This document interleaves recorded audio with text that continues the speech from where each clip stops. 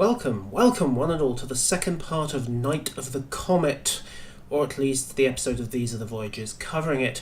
We have saved Drazana Station, and now we have to destroy the Comet, except we have a slight Klingon problem. Now, this is the situation solo, but in team play, it's worse. Ah, jeez. Ah, it's bewaard.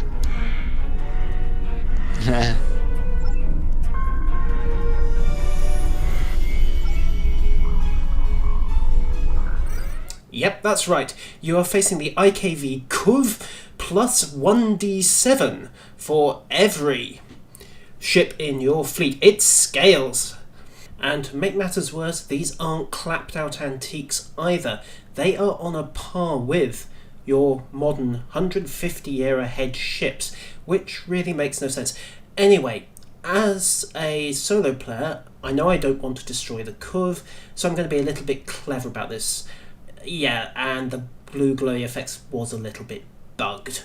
So rather than engaging the D7s directly, I'm just running around them, making an end run on the Comet, dumping a volley of firepower into it, rapid fire, high yield 2, etc, etc, then evading away before the Klingons get into range, cloaking up, hitting the display bug again, and getting some distance before turning around and making another pass.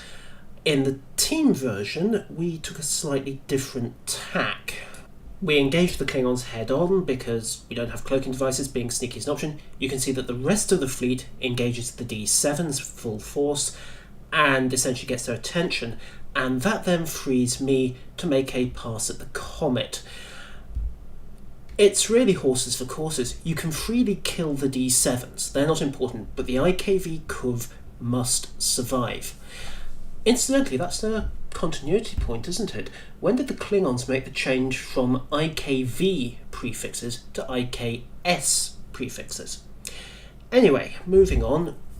After a couple of passes, Driffen's Comet falls apart, and you'd think that would be the end of it. You'd be so wrong. Because somebody at Cryptic clearly liked asteroids when they were a kid. Excluding the fact that I'm about to prang straight into Drazana Station, God, I hope the insurance company's understanding about that, the Comet splits into 3 fragments, and Bhavat summons in yet more D7s. In solo, you get another pair of cruisers. In team play, needless to say, things get worse. Oh crap, there's more. I think I just saw more rear forces jump in behind us. Oh shoot, there's a lot of them. But we need to start focusing on that Comet.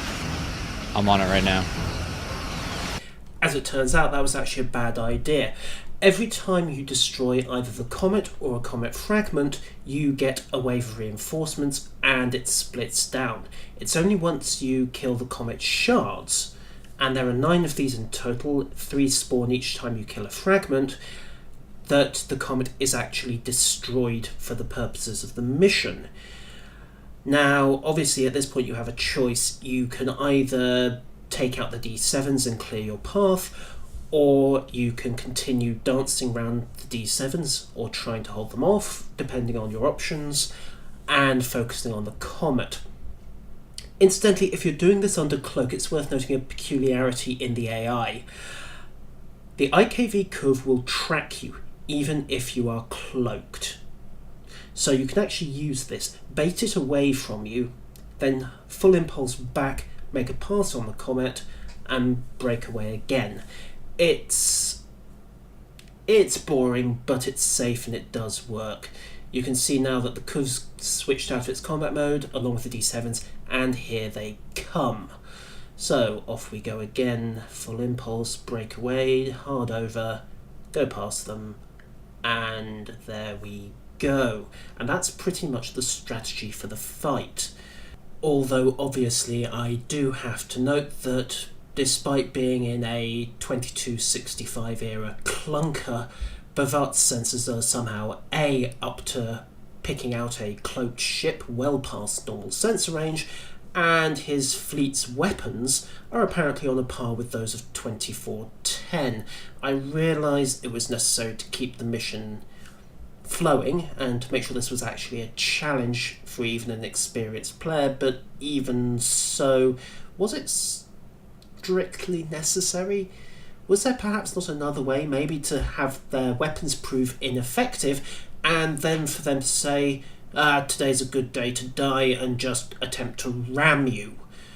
Because, like it or not, a D7 cruiser still has similar tonnage, even if its internal systems aren't up to the spec we're used to in the, quote, modern, unquote, STO era.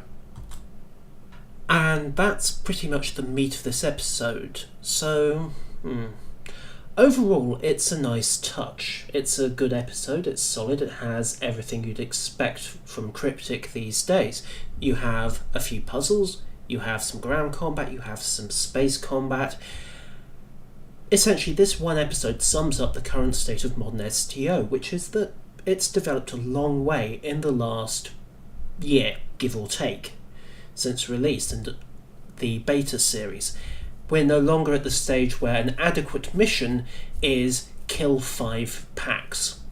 And I hope to God we get the tools to go beyond that in the Foundry, even at release, or this is just going to be a waste of effort. The campaign as a whole, the Devidian series as a whole, yeah, it's been good, hasn't it? We've had a new race who are not necessarily alien in their motivations, but alien in the sense that they can't be reasoned with. That's breaking one of the fundamental rules of Trek.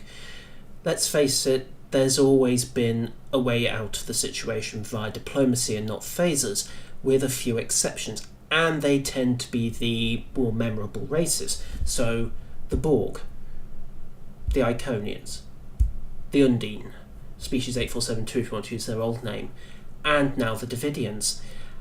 And long may this continue. Star Trek, STO, like any series, like any MMO, needs its real monsters. And although they haven't shown it in this season, perhaps Section 31 and Klingon Intelligence can fulfill a role, because sometimes the monsters don't wear a monstrous form.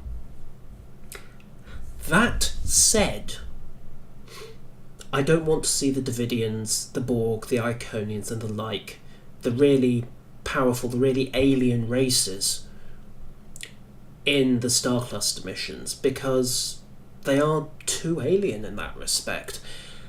The Borg don't really do archaeological artefacts, the Undines certainly don't, but because they're in the random template generators, they are...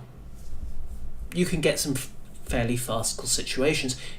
I've had a situation in which a group of Borg raiders were disavowed by the Borg government for their actions, which makes zero sense whatsoever. Maybe for the Klingons, maybe for the Orions, but the Borg? The Borg Collective? No. The other reason, of course, is that you want to avoid familiarity breeding contempt, a la the Borg in Voyager. So, yeah, if the Borg appear, if the Undine appear, if the Devidians reappear, if the Iconians appear, and they've gone quiet for a few months now, then it should be an automatic, oh dear, we are in some serious shit. Anyway, that is that for Series 2. Driffen's Comet has destroyed our intelligence contact, gave us a way back. He could have told us about it at the start, it would have saved a lot of trouble. And that is the end of this series of These Are the Voyages. I am going to leave you with a demonstration of what happens if you don't clean out the excess D7s. I'll see you next time. That was extremely short. Oh my gosh, look at all this. Dude, I just want to blow up all these ships. And by blow up all these ships, I mean get rid of all these ships. Because as long as we all understand how that works. Oh my gosh, dude.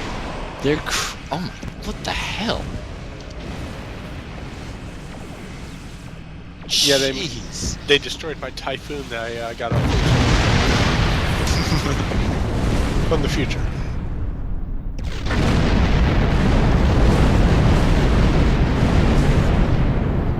All of that, we only